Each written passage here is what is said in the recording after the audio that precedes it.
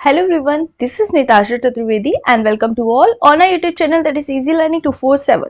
और जैसा कि लास्ट क्लास में हमने इंट्रोडक्शन टू कंप्यूटर सिस्टम किया पढ़ा था, जिसमें मैंने आपको बेसिक कंप्यूटर सिस्टम और कंप्यूटर टेक्नोलॉजी के बारे में आपको इन्फॉर्मेशन दी थी। जिन लोगों ने लास्ट वीडियो नहीं देखा है, वीडियो का लिंक डिस्क्रिप्शन बॉक्स में है, आप वीडियो देख सकते हैं। आज की क्लास में हम डिस्कस करेंगे मेमोरी के बारे में। तो भाई बेसिकली जो हमारी मेमोरी होती है वो दो पार्ट में डिवाइड होती है, प्राइमरी मेमोरी और दूसरी हमारी होती है सेकेंडरी मेमोरी। ठीक है, तो जो रैम और रोम आते हैं वो हमारे आते हैं प्राइमरी मेमोरी में, और बाकी हमारी सेकेंडरी मेमोरी होती है जिसमें मैग्नेटिक टेप, हमारी सीडीज, डीवीडीज, ये सारी चीजें आती हैं। अभी रैम के बारे में पहले प्राइमरी मेमोरी पढ़ लेते हैं। तो प्राइमरी मेमोरी क्या होती है? हमारी एसेंशियल मेमोरी होती है। हमारी किसी भी कंप्यूटर, लैपटॉप डिवाइस में हमारी क्या होती है? एक एसेंशियल मेमोरी होती है। और जो हमारा जो प्रोग्राम होता है जिस पर हम प्रेजेंटली वर्क कर रहे हैं, एग्जाम्पल के तौर पर अगर मैं आपको प्रेजेंट टाइम में ये वीडियो के थ्रू, ये प्रेजेंटेशन के थ्रू पढ़ा रही हूँ, तो जो मेरी ये प्रेजेंटेशन है वो मेरी मेन मेमोरी से एक्सेस हो पा रही है एट द प्रेजेंट टाइम। तो जो प्रोग्राम होता है और जो डेटा होता है वो लोडेड होता है प्राइमरी मेमोरी में बिफोर प्रोसेसिंग। प्रोसेस करने से पहले वो प्राइमरी मेमोरी में लोड होता है। और जो सीपीयू होता है, तो सीपीयू से जो मेमोरी डायरेक्टली इंटरेक्ट करती है वो मेमोरी होती है हमारी प्राइमरी मेमोरी। ठीक है, अब प्राइमरी मेमोरी में हम बेसिकली दो पढ़ते हैं, रैम एंड रोम। तो जो रैम होती है मेमोरी वो रैंडम एक्सेस मेमोरी, और रोम होती है रीड ओनली मेमोरी। रैम में जहां पर हम बात करी जाए कि हम जिस मेमोरी में कोई भी राइट भी कर सकते हैं, रीड भी कर सकते हैं, यानी अगर मैं नोट पैड पे या प्रेजेंटेशन पे वर्क कर रही हूँ तो मैं यहाँ पर रीड एट द टाइम मैं यहाँ पर क्या कर रही हूँ, राइट का भी टाइम काम कर रही हूँ, और उसको आप रीड कर रहे हैं तो रीड भी हो पा रहा है। तो ऐसा काम जहां पर हम राइट भी कर सकते हैं, मतलब हम प्रेजेंट टाइम में उस पर काम भी कर सकते हैं, वर्क भी कर सकते हैं और उसको रीड भी कर सकते हैं, तो वो हमारा प्राइमरी मेमोरी के रैंडम एक्सेस मेमोरी के अंतर्गत आता है। और रैंडम एक्सेस मेमोरी को हम मेन मेमोरी भी बोलते हैं। क्या बोलते हैं हम? Main memory. ठीक है, अब बात आती है रीड ओनली मेमोरी यानी रोम।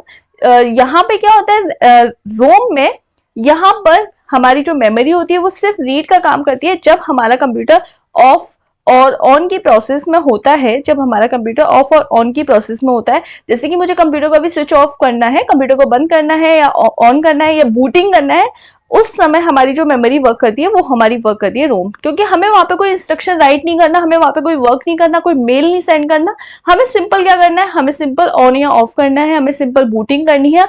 मतलब हम उसको पढ़ तो सकते हैं पर हम उस पर उस समय कोई काम नहीं कर सकते। तो रीड ओनली मेमोरी के बारे में आई होप समझ में आ गया होगा। तो रैम और जो रोम होती है वो हमारी प्राइमरी मेमोरी होती है। ये हमारी सीपीयू से डायरेक्ट इंटरेक्ट होती है। यहाँ पे हम बेसिकली दो मेमोरी के बारे में पढ़ते हैं, दैट इज रैम और रोम। और जो रैम होती है वो हमारी जो मेमोरी होती है, हम प्रेजेंट टाइम पे जिस मेमोरी पे वर्क कर रहे हैं, जो रैम होती है, हम रैम में each location can be access and change, हम इसमें चेंजेस भी कर सकते हैं।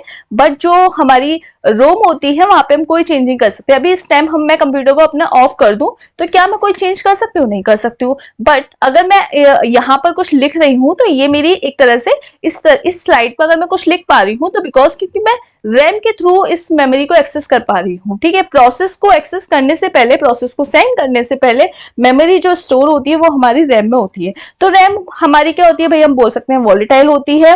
As long as power is supplied the computer it retains the data in it.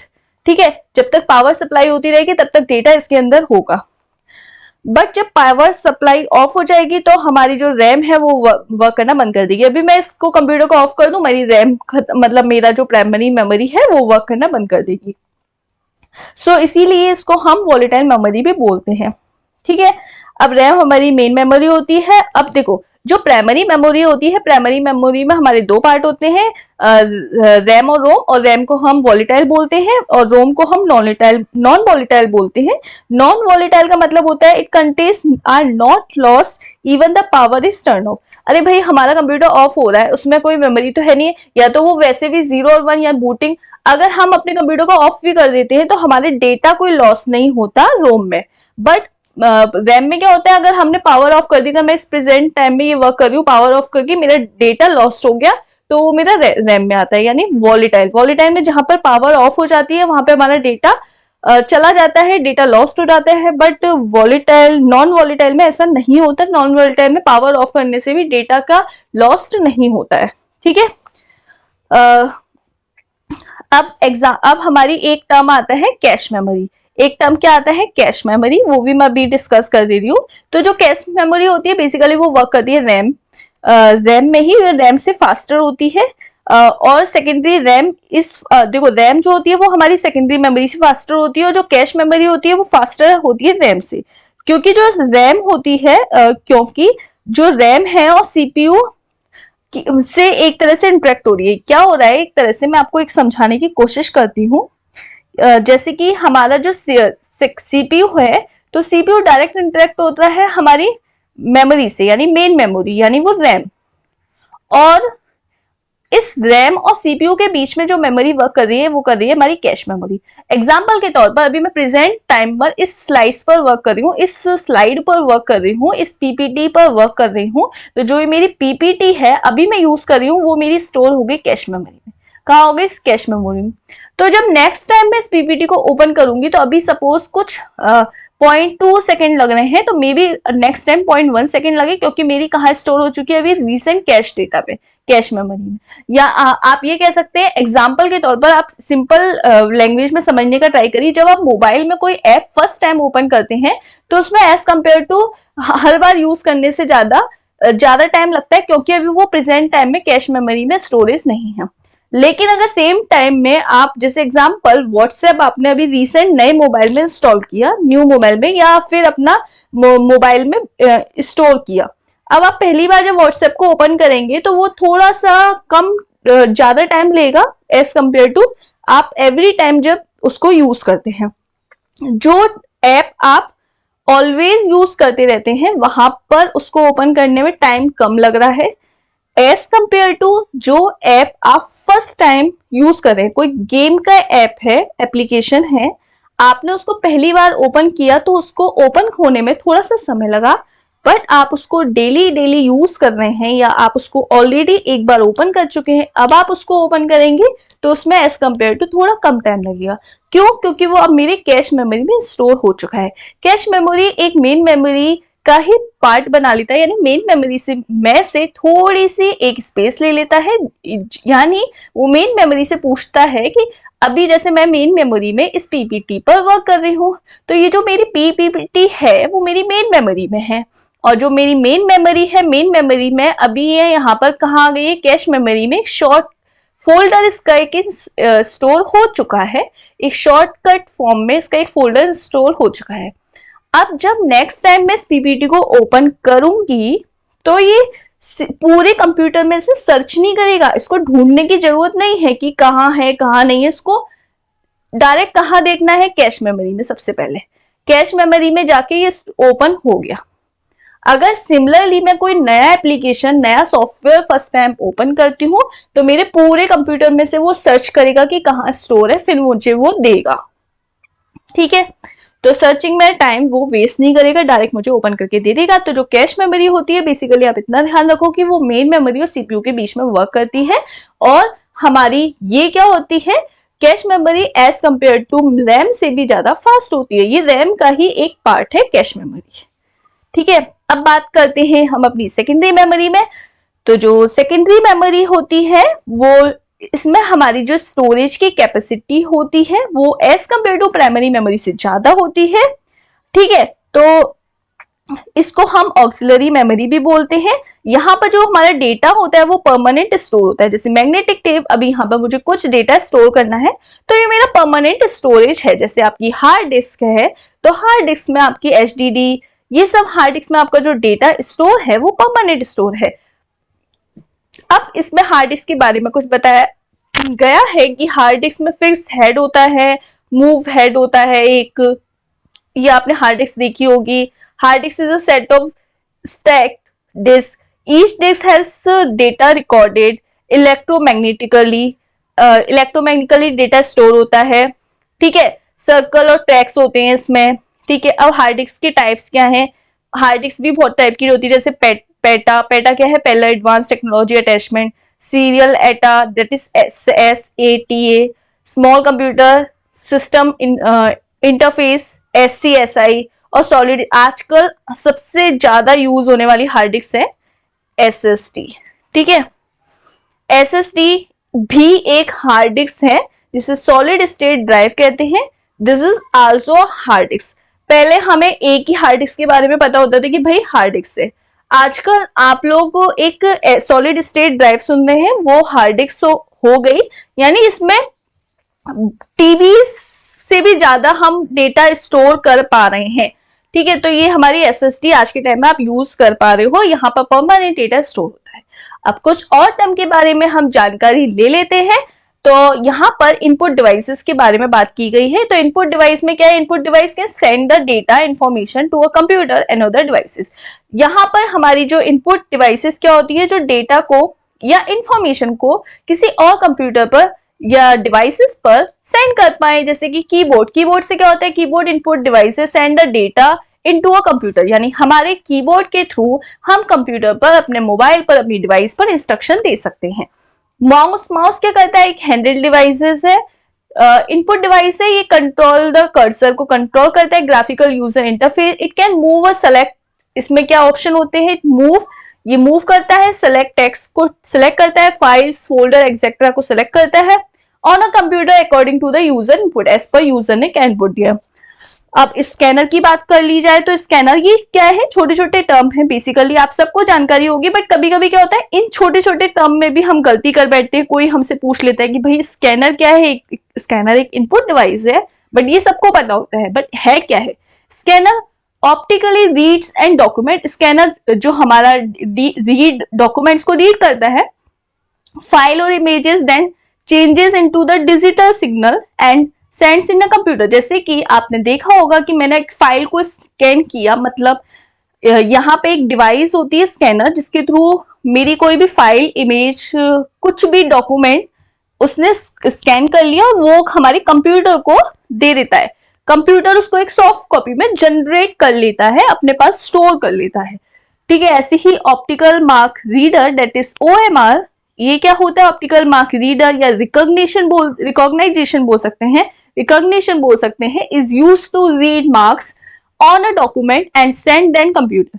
ये डॉक्यूमेंट के मार्क्स को रीड करता है। OMR शीट आप सबने एग्जाम दिया होगा कभी ना कभी OMR शीट पर। तो ये OMR को, हमारे मार्क्स को, डॉक्यूमेंट्स को, जो डॉक्यूमेंट के मार्क्स हैं उनको रीड कर लेता है और कंप्यूटर को सेंड कर देता है। कि भाई जैसे कि उसके पास ऑलरेडी होता है, जैसे कि ABCD हमारे 4 ऑप्शन है, A सही है, इसमें B सही है, इसमें C सही है, इसमें D सही है। अगर सही ऑप्शन है तो ये 4 नंबर दे देगा, गलत है 3 नंबर, 2 नंबर, ऐसे कंप्यूटर को हमारे मार्क्स जनरेट कर देता है। ठीक है, अब OCR stands for optical character recognition.